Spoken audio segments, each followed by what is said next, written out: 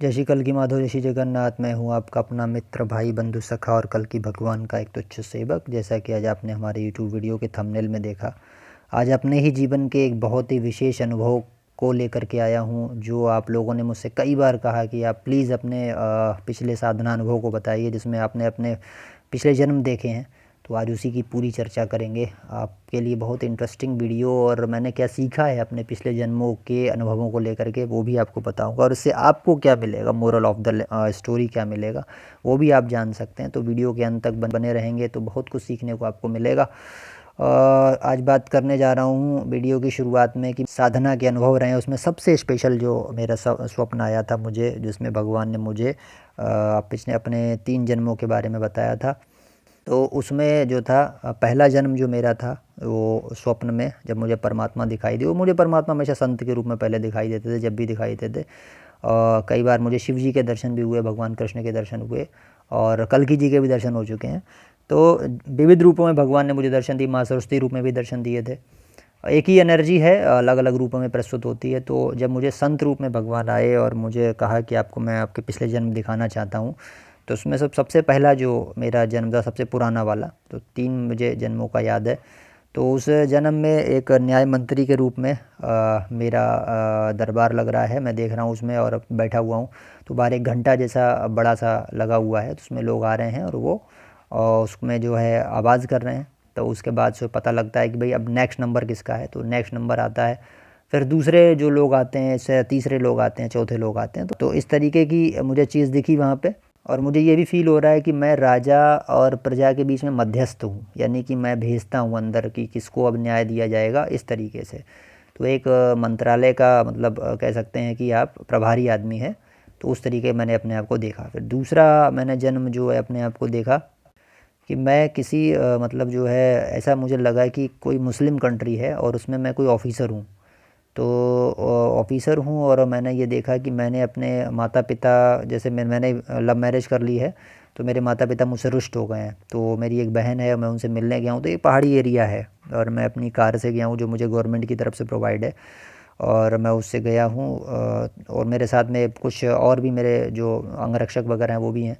तो मेरी सिस्टर मुझे मिलने आई है और वो बता रही है कि मेरे माता पिता जो है काफ़ी बीमार हो गए हैं, और मुझे ऐसा फ़ील हो रहा है कि मैंने अपना घर घर जो है त्याग दिया है, क्योंकि मैंने लव मैरिज की और मेरे माँ बाप ने मुझे घर से जो है निकाल दिया है। वो मुझे नहीं चाह रहे हैं कि वो मैं उनके साथ अपनी वाइफ़ को लेकर के घर में रहूँ। तो फिर मैंने अपना जब घर त्याग दिया है, तो मेरी सिस्टर जो है वो मुझे पकड़ के रो रही है, और मुझे वो फ़ील हो रहा है एक्चुअली, जब सपना आ रहा है तो ऐसा लग रहा है मैं रियल में हूँ, और वो मुझे चिपक के रो रही, कह रही है माता पिता दोनों बीमार हैं, आप प्लीज़ घर चलिए। तो मैं उनको बोल भी रहा हूँ कि माँ बाप ने ही मुझे निकाल दिया है, अब अगर वो मुझे बुलाते हैं तो मैं आज भी आने को तैयार हूँ। इस तरीके की एक स्टोरी उसमें मुझे दिखाई दी, और काफ़ी अफसोस भी हुआ।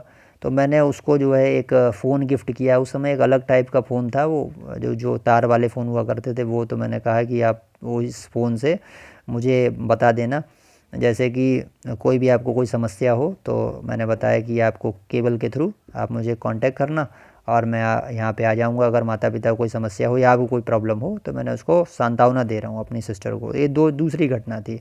फिर थर्ड घटना में मेरा बहुत ख़तरनाक और बहुत मार्मिक स्वप्न आया था कि एक कैसीनो है, और उस कैसीनो का मैं मतलब मालिक हूँ। तो उसमें क्या हो रहा है कि भाई लोग अपना जो है अपना वो लगाने आते हैं, मतलब पैसा लगाने आते हैं। बहुत से लोग पैसा कमाते हैं, बहुत से लोगों का लॉस भी होता है। तो उसमें क्या है भाई, मैं मेरा भी मतलब ये रहता है कि मैं भी अपना को लोगों के साथ खेलता हूँ। तो उसमें क्या है कि मैं अपना लक आजमाता हूँ, तो लोग भी अपना लक आजमाते हैं। तो मेरा लक इतना उसमें ज़बरदस्त है, मैं देख रहा हूँ कि मैं जो भी जो कार्ड्स हमारे होते हैं उसमें जो भी मैं पत्ता बोल देता हूँ या जो भी कार्ड बोल देता हूँ वही आके गिरता है। तो लोग मेरे सामने बर्बाद हो जाते हैं, जो भी वहाँ पे आते हैं लोग। तो बहुत सारे लोगों को मतलब वहाँ बर्बाद होना पड़ा, और मैं उसमें जीतता चला जा रहा हूँ बहुत बार। तो फिर उसमें मैंने देखा है कि कुछ लोग प्लान बना रहे हैं कि वो मुझे मार डालेंगे। हालांकि मैं वहाँ का मालिक हूँ, बट मैं वहाँ पे प्ले भी करता हूँ उन चीज़ों को। तो वो कह रहे हैं कि इसे मार डालेंगे। तो अच्छा, फिर वहाँ पे मैंने और भी चीज़ें देखी, जैसे आपने देखा होगा वो नंबर सिस्टम रहता है, उसमें जो है एक गोली टाइप की घूमती रहती है, अलग अलग टाइप की चीज़ें, जैसे मतलब एक लक आजमाने की जगह है। मौज मस्ती करने भी आ रहे हैं वहाँ पे, डिस्को उस्को टाइप का भी है। तो मैं मतलब उसका पूरा देखभाल करता हूँ, मतलब मैं ओनर हूँ उसका। तो मैंने फिर क्या देखा कि लोग प्लान बना रहे हैं, मुझे सब दिख रहा है, बट मैं उनको उनका कर कुछ नहीं पा रहा हूँ। और मैंने ये भी देखा, मेरी वाइफ भी है, मेरे 2 बच्चे हैं। तो एक दिन मैं क्या कर रहा हूँ कि अपने बच्चों को लेकर के आया हूँ कि मैं मेरा अपना जो होटल है, अपना जो उसका कैसीनो है, उसको दिखाने के लिए बच्चों को बोल रहा हूँ कि देखो आप लोगों को आगे संभालना है, इस तरीके से हमारी व्यवस्था है पूरी। तो उनको लाया हूँ मैं घुमाने के लिए। तो उसी दिन मेरे मर्डरर्स ने मुझे मर्डर करने का प्लान बना लिया है। बहुत सारे लोग जो हैं अपने अपने हाथों में जो है खंजर वगैरह लेकर के और छुपा के पीछे जो है वो आए हैं और सब रख के आए हैं। तो उसके बाद क्या हुआ, सडनली लाइट जो है हमारे उसकी काट दी गई है पूरे कैसीनो की, और सब लोगों को बाहर निकाल दिया गया, और मैं और वो मेरे जो मर्डरर्स हैं, जो मेरे कातिल हैं, वहीं वहाँ पे रह गए। तो मैं समझ गया था लाइट बुझते ही कि आज कुछ बुरा होने जा रहा है मेरे साथ। तो मैंने अपने जो 2 बच्चे हैं उनको एक बड़ी सी टेबल है उसके नीचे मैंने छुपा दिया, और उनको बोल दिया है कि आप लोग तब तक वापस नहीं आएंगे बाहर जब तक मैं आवाज़ नहीं दूंगा, चाहे कुछ भी हो जाए आप बाहर मत निकलना। क्योंकि मुझे पता था कि शायद आज जो है बहुत बुरा होने जा रहा है। मैं भयभीत हूँ अंदर से। तो उसके बाद फिर जो है लाइट उन लोगों ने कट कर दी है। उसके बाद मैं बाहर गया हूँ मैं देखने के लिए भाई क्या बात है। तो उन लोगों ने फिर मतलब बड़े बड़े से छुरे हैं बहुत भारी भारी, तो एक इतने भारी भारी छुरे कि वो पेट में मेरे डाल रहे हैं तो चार पार निकल जा रहा है, इतने इतने बड़े बड़े, और चारों तरफ से मार रहे हैं। मतलब उन्होंने मेरे ऊपर 50 छुरों से प्रहार किया चारों तरफ से, पेट और मेरी पीठ सबको छलनी कर डाली है पूरी। और चिल्ला रहा हूँ बुरी तरीके से, दर्द भी बहुत हो रहा है। वो फील कर रहा हूँ मैं सपने के अंदर कि मुझे रियल में से आपको अनुभव ऐसा हो सकता है कि इसे कि रियल में कितना पेन होता होगा जब आपके पेट के अंदर से कोई अस्त्र जो है बाहर, शस्त्र जो है बाहर चला जाता है। बहुत पेन होता है। उस वो पेन को मैंने महसूस किया। 50 मेरे पेट और पीठ में उतार दी उन लोगों ने। मैं रोने लगा हूँ, मेरी आंखों में से आंसू आ रहे हैं। तो फिर मैं ख़त्म हो गया हूँ। वो लोग फिर मुझे छोड़ के वहाँ से चले गए। उसके बाद फिर मेरी वाइफ़ जो है, मैं देख रहा हूँ कि मैं लेटा हुआ हूँ और मेरी डेड बॉडी पड़ी हुई है मेरे आंगन में। बहुत सारे मेरे मिलने जुलने वाले हैं और वो सब मतलब मातम मना रहे हैं। तो मेरी जो वाइफ़ है वो मुझे पकड़ पकड़ के रो रही है और बहुत मतलब विलाप कर रही है, और बहुत खूबसूरत वाइफ़ है। तो मुझे ऐसा लग रहा है कि यार मैं मतलब उससे बहुत प्यार भी करता हूँ, मुझे ऐसा फ़ील हो रहा है। तो मुझे ये लग रहा है कि यार मैं उठूँ और इसको मतलब जो है छुपाऊँ, उसे शांत करूँ कि मैं सही हूँ सब। मतलब मैं अपने आप को देख रहा हूँ कि मैं ठीक ठाक हूँ, बट मैं उठ नहीं पा रहा हूँ। मेरी डेड बॉडी वहाँ पे पड़ी हुई है। तो इस तरीके से मुझे फ़ील हो रहा है, बहुत रोना आ रहा है बहुत बुरी तरीके से। तो वहाँ भी मैं उसे ना चुप करा पा रहा हूँ, ना कुछ सांत्वना दे पा रहा हूँ। तो वो सपना सडनली जब टूटा वहाँ से तो मुझे बड़ा मतलब सुबह ऐसा लगा कि यार जीवन वास्तव में बहुत भारी बर्बादी है एक तरीके की। मतलब इतने हम जन्म ले आते हैं पीछे से, बार बार यार मृत्यु हो जाती है। मैंने मृत्यु को भी देखा है।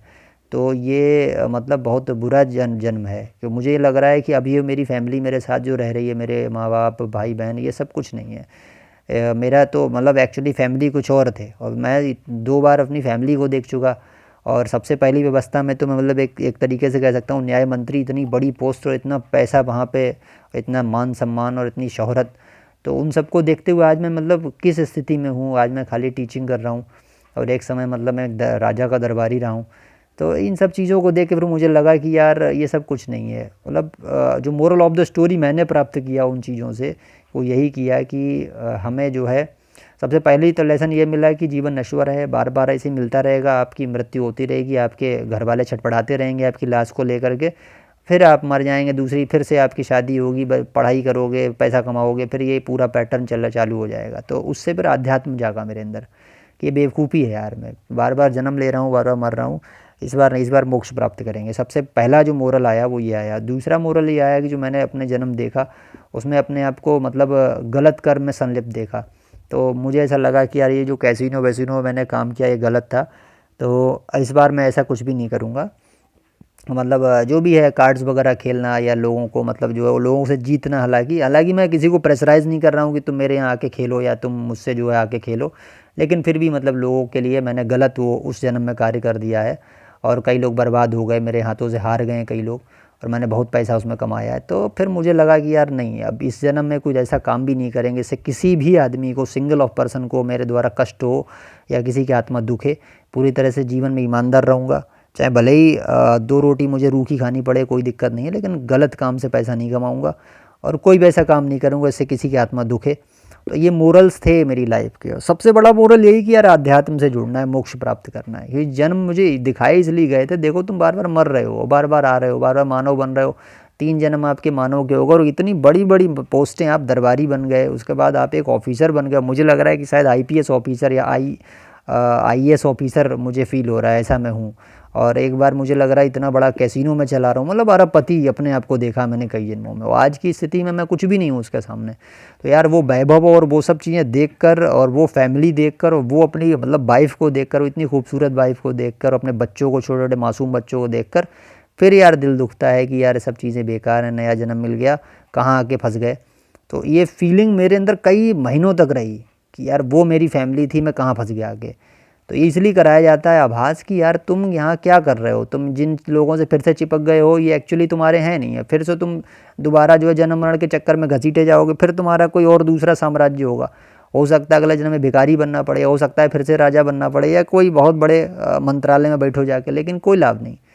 तो कुल मिला के जगत मिथ्या वाली फीलिंग देने के लिए भगवान ने सब मेरे से किया था। तो मैंने आपको बताना ज़रूरी समझा क्योंकि आप लोगों ने रिक्वेस्ट की थी। आप में से कई लोगों ने कहा था कि सर आप प्लीज़ अपने जो है जन्मों के बारे में पिछले बताइए, आपने जो अनुभव किया था। तो आप लोगों के लिए मोरल यही छुपा हुआ है कि आज आप हम लोग देखो रो रहे हैं कि यार मैं बेरोज़गार हूँ, मेरे पास कम पैसा है, या मेरे पास ये नहीं वो नहीं। आपके भी बहुत सारे जन्म हो चुके होंगे, आप राजा भी कभी कभी रहे होगे, कभी बड़े बड़े छत्रपति रहे होगे, सम्राट रहे होगे, बड़े बड़े जो है अधिकारी रहे होगे, बड़े बड़े व्यापारी रहे होगे, और कई बार जो है आपने ऐसे जन्म प्राप्त किए होंगे। लेकिन क्या हुआ, वो जन्म आपका छूट गया, आज फिर से आपकी स्थिति ख़राब हो गई, दयनीय हो गई। हो सकता है आगे फिर से आप राजा बन जाओ, है ना, और फिर से आपकी स्थिति खराब हो। तो ये जन्म मरण का चक्कर यार चलता रहेगा। तो कुल मिला के इस जन्म का सबसे बड़ा सार यही है कि मोक्ष प्राप्त करना है, चाहे किसी भी कॉस्ट पर हो, एनी कॉस्ट पर मोक्ष प्राप्त करना है। कुछ लोग बोल देते हैं यार आशा नहीं रखना चाहिए मोक्ष की, आशा मत रखो, लेकिन मोक्ष के लिए कर्म करो। भगवान कर्म करने को तो मना नहीं करते ना, और लक्ष्य को भी मना नहीं करते भगवान की कोई लक्ष्य बनाओ, भाई लक्ष्य भी तो होना चाहिए। महाभारत भी एक लक्ष्य ही था, अधर्म की सफाई करना, तो लक्ष्य बनाओ भाई मोक्ष का, और इसके लिए कर्म करो। आशा मत करो, आशा नहीं करना है ठीक है मोक्ष की, लेकिन एक हमारा टारगेट सेट होना चाहिए कि मुझे आत्मोद्धार करना है इस बार। और ये जिसने जान लिया कि मैं एक आत्मा हूँ, मैं शरीर नहीं हूँ, वो आप समझ लीजिए हजार जन्मों से जो है धीरे धीरे उस प्रोसेस में था यात्रा की, अपने आप के आत्म साक्षात्कार की, और फाइनली वो उस पड़ाव पे है कि अब उसका जो है बहुत जल्दी उद्धार होने वाला है। क्योंकि ये फीलिंग ही नहीं आती कि मैं एक आत्मा हूँ, वो तो अपने शरीर के देहोभाव में ही चिपका रहता है। तो मोरल यही था पूरा कुल मिला के आप लोगों के लिए अवेयर करने का कि देह भाव से बाहर आओ।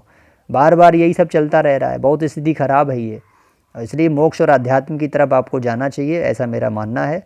तो आपको वीडियो कैसी लगी ज़रूर बताइएगा, अपने कमेंट बॉक्स में अपने आराध्य देव का नाम अवश्य लिखिए। अगर आप हमारे चैनल पर नए हैं तो चैनल को सब्सक्राइब अवश्य कीजिए। आपका क्या मानना है मेरे सपनों को लेकर, अपनी राय अवश्य रखिए। अगर चैनल पर हमारे व्हाट्सअप चैनल पर अगर आप जुड़ना चाहते हैं तो उसका लिंक हमने डिस्क्रिप्शन बॉक्स में दे रखा है। अगर कोई क्वेश्चन आपको करना है तो kalkikapaar@gmail.com पर आप मुझे मेल कर सकते हैं, संभव होगा मैं आपको ज़रूर उत्तर दूंगा। तो इसी प्रकार हम कर्मयोग ज्ञान योग भक्ति योग की वीडियोज़ आप लोगों के लिए आते रहते हैं, लाते रहेंगे। वीडियो को लाइक शेयर कर दीजिए। मिलते हैं अगली वीडियो में। जय श्री कल्की।